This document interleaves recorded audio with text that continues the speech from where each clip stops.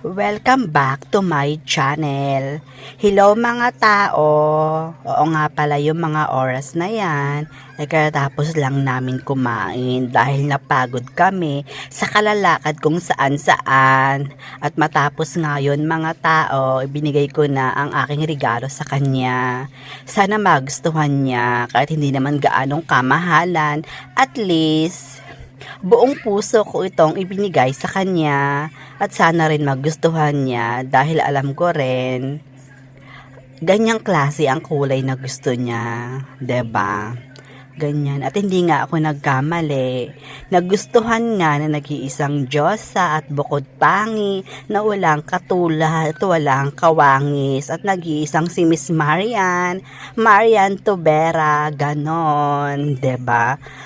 At nagkapasalamat din niya sa akin dahil magkakaroon na siya ng bag na bulwagan na kasya lahat. Kahit yung jowa niya kasya dyan, diba? Ganon. At hindi nga ako nagamay, nagustuhan nga ng lola mo yung gift ko sa kanya. Kahit 5 days siyang nagantay, at least, diba? Finally, just to have it. At nasa kanya na nga ang inaasam-asam niyang kulay na bag.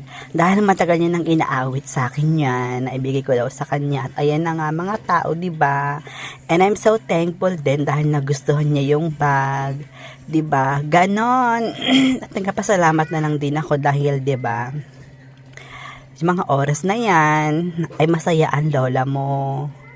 Diba? Ganon dapat, bigayan lang tayo. At masaya naman ako dahil kita naman sa mga labi ni Marian na gusto niya yung bag. Kaya laban lang, ganon. 'Di ba? See ya! Bye-bye mga tao!